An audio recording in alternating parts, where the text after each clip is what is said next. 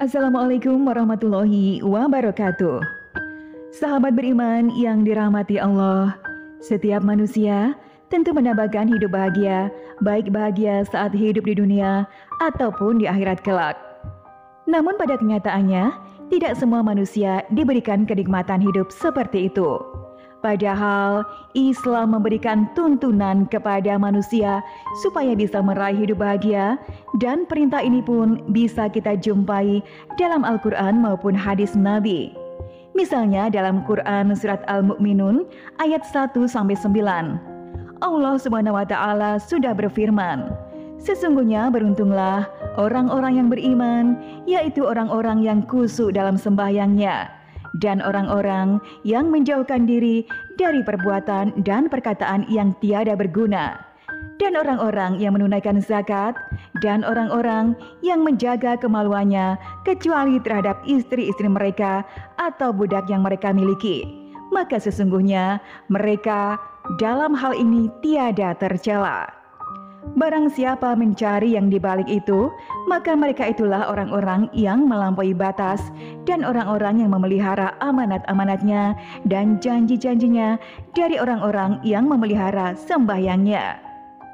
Dari ayat tersebut bisa disimpulkan bahwa untuk mencapai kebahagiaan dunia maupun akhirat sebetulnya tidaklah sulit.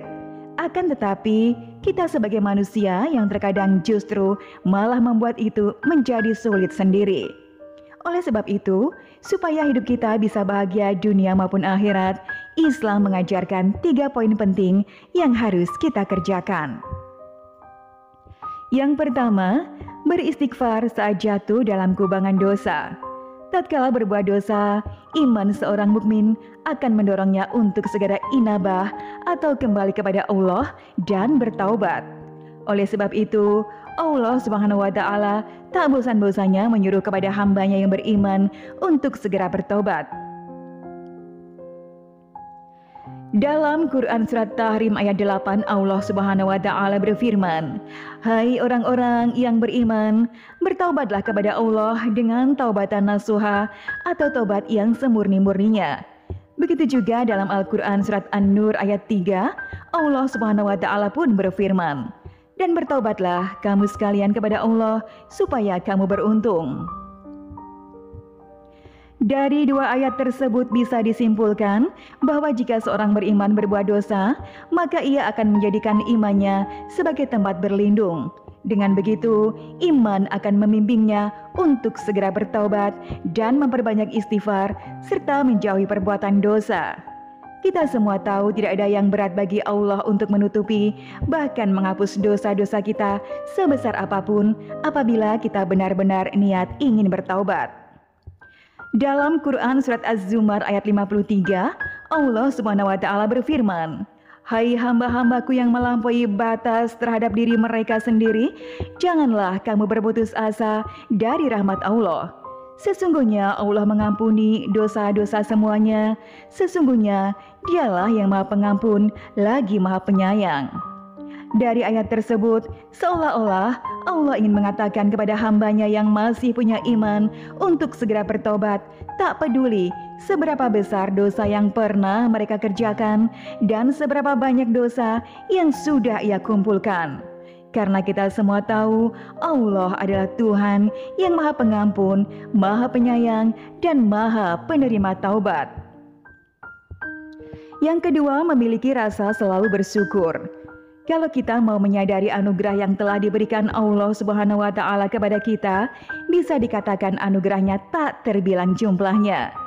Anugerah tersebut terdapat pada badan kita, harta kekayaan, keturunan, tempat tinggal, dan segala macam urusan duniawi.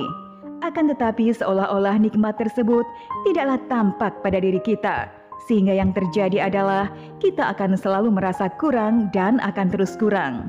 Seandainya manusia tak bersyukur, diminta untuk mengembalikan apa yang pernah Allah berikan, tentulah orang tersebut tidak akan pernah mampu menggantinya. Namun Allah dengan maha belas kasih-Nya tak pernah meminta sedikit pun dari harta kekayaan yang kita dapat.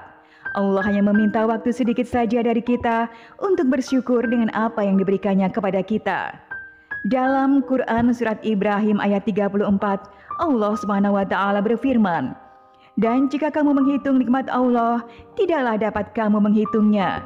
Sesungguhnya manusia itu sangat zalim dan sangat mengingkari nikmat Allah." Jika kita mau menghayati makna dari ayat tersebut, maka kita akan menangis dan memohon ampun kepada Allah karena kita selalu menzolimi nikmat yang telah Allah berikan kepada kita. Oleh sebab itu, syukurlah saudaraku semuanya, apa yang saudaraku dapatkan sekarang ini haruslah disyukuri. Karena dalam Quran surat Ibrahim ayat 7, Allah Subhanahu wa taala sudah berfirman, "Sesungguhnya jika kamu bersyukur, pasti kami akan menambah nikmat kepadamu. Dan jika kamu mengingkari nikmatku, maka sesungguhnya azabku sangat pedih." Dari ayat tersebut seolah-olah Allah ingin mengatakan kepada hambanya, syukur adalah sebab bertambahnya nikmat, oleh karenanya bersyukurlah. Namun, jika kita mengingkari nikmat yang Allah berikan, maka siap-siaplah, azab Allah sangatlah pedih. Ketiga, bersabar saat diberikan ujian. Dalam Quran surat At-Takabun ayat 11, Allah Subhanahu wa taala berfirman, "Tidak ada suatu musibah pun yang menimpa seseorang kecuali dengan izin Allah. Dan barang siapa yang beriman kepada Allah, niscaya dia akan memberikan petunjuk kepada hatinya. Dan Allah Maha mengetahui segala sesuatu." Ayat itu menjelaskan bahwa bila seorang mukmin yang sedang ditimpa musibah, lantas ia menyadari bahwa musibah tersebut adalah ujian dari Allah, kemudian ia menerima musibah tersebut dengan lapang. Lalu memohon petunjuk kepada Allah, maka insya Allah Allah Subhanahu wa taala akan mengangkat derajat orang tersebut dan Allah akan menggantinya dengan yang jauh lebih baik. Oleh sebab itu, apabila kita sedang dalam musibah, hindarilah sebisa mungkin untuk mencela musibah tersebut. Akan tetapi bersabarlah dan terus meminta petunjuk kepada Allah supaya diberikan jalan keluarnya. Insya Allah dengan kita bersabar dan selalu berusaha, Allah akan segera mengganti ujian tersebut dengan kenikmatan yang mungkin tak pernah kita sangka-sangka akan mendapatkannya. Rasulullah Shallallahu Alaihi Wasallam bersabda, "Alangkah menakjubkan urusan seorang mukmin, karena segala urusannya adalah baik baginya dan tak ada yang memiliki hal itu selain orang mukmin.